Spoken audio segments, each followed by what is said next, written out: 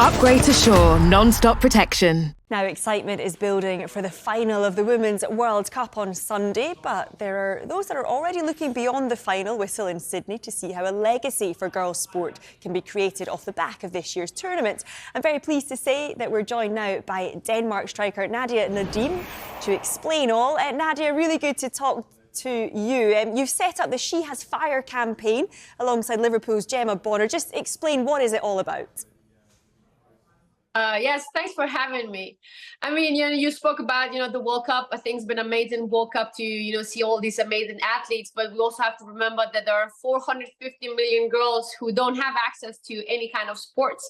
And, you spoke about legacy. And I think this is what we want to do, use this World Cup and, years after us to change the access for the 450 million girls, because we believe that football or any kind of sports teaches you so many valuable lessons that you can use on the field, but also outside the field. Among others, leadership skills, teamwork, discipline.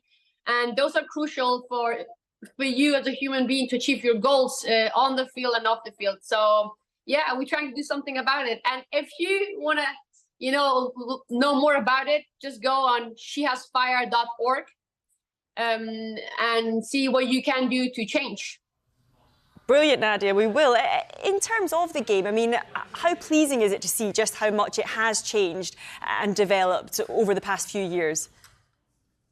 Oh my God, it's incredible. I remember the times where you would have 150 people at the stands, and 80% of them were family and friends. So now seeing the World Cup games with sold out stadiums is incredible. And I think, the women's game deserve it. We deserve it. We fought really hard for it. And now finally, seeing where we arrived, it's a great feeling. But I still feel that there's, a bit of way to go. Nadia, looking ahead to the final on Sunday then, we need your neutral opinion, because we've had lots and lots of English perspective, obviously, where we're based. Let's talk about England first. Denmark faced them in the group stages. What have you made of their run to the final? I know a lot of the English players played with and against them, and also know some of the Spanish players played with and against them. For me, England had a really good run. I don't think they've had, they've played up to their capability. I don't think they've hit the form that they showed during the Euros, but still managed to arrive to the final. And with that said, that shows, the depth of the squad and the quality that they have. So I think they can get some, add a bit of more percentage into the final.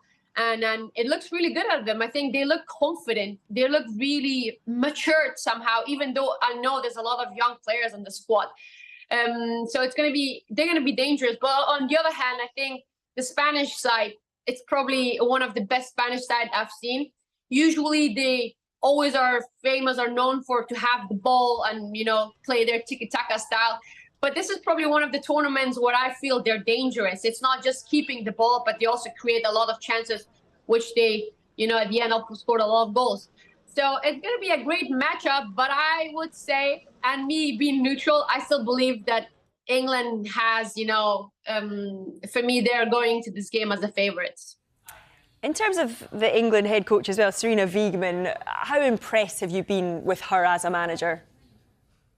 Incredible. I think she is, the best coach in the female game right now. Or what she does is incredible. She's done it with the Dutch side, and then she took over the English national team and, transformed a decent squad to a winner team.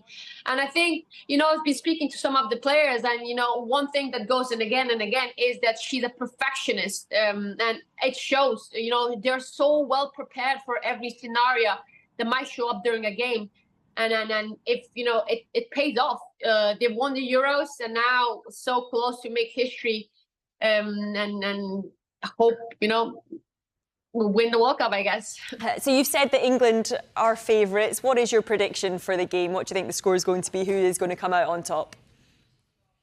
I think, yeah, definitely. I think, they're going to, if they play defensively and do some counterattacks, they could be really, really dangerous. And having someone like Lauren Hem with her pace, I think it's gonna probably end 2-1.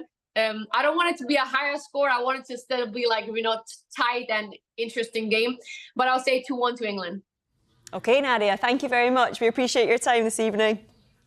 Thank you.